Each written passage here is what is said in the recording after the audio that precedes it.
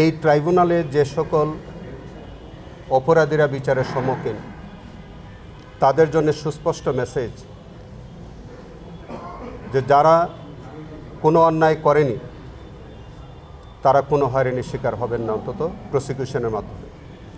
কিন্তু যারা প্রকৃত অপরাধী তাদের প্রতি প্রসিকিউশনের পক্ষ থেকে একটা ক্লিয়ার মেসেজ আমি দিতে চাই যে যারা অপরাধী তাদের প্রাপ্য সাজা তারা পেতে হবে। এটাই হচ্ছে আমার আজকের দিনে এই মেসেজ। এবং এই বিষয়ে আমার পূর্বতন প্রসিকিউশন টিম যেভাবে কাজ করেছে আমি একইভাবে কাজ করব এবং আমি আমার দক্ষতা এবং আমার মেধা জ্ঞান সমস্ত কিছু প্রয়োগ করে আমি আরও দক্ষতার সাথে এই মামলাগুলো পরিচালনা করতে আমি চেষ্টা করব। আপনাদের সকলের সাহায্য চাই। আমি আমার দেশবাসীর দোয়া চাই।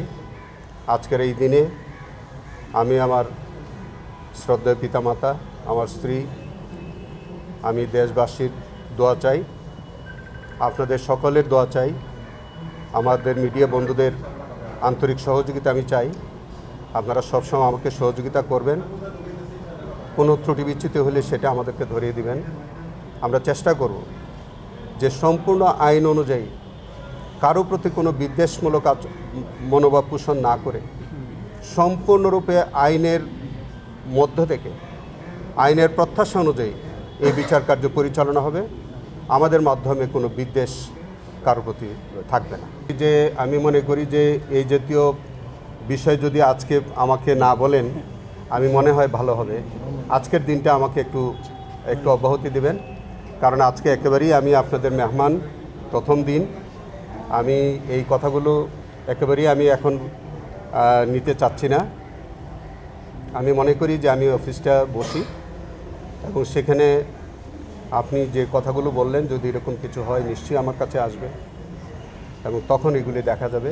আজকে এই প্রশ্নগুলি আমরা না হয় না দেখেন, বিষয়টা হচ্ছে এই ট্রাইব্যুনালটি একটি আইনে পরিচালিত হয়।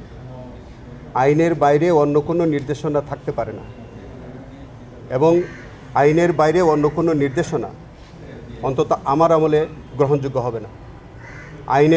আইন অনুযায়ী আইনে যেভাবে আছে সেভাবে বিচার কার্য হবে, এর বাইরে অন্য কোনো নির্দেশনা আমার কাছে নাই। এটা দেখেন, একটা দলীয় সরকার ক্ষমতায় আসছে দেশের গতি বাড়ানোর জন্য। তো স্বাভাবিক কারণেই দলীয় সরকারের অধীনে যেসব আদালত এখন পরিচালিত হবে, যেসব পাবলিক প্রসিকিউটরের মাধ্যমে এবং আমি চিফ প্রসিকিউটরের মাধ্যমে, আপনারা বরঞ্চ প্রত্যাশা করতে পারেন গতি আরও বাড়বে, গতি কমার কোনো সুযোগ নেই।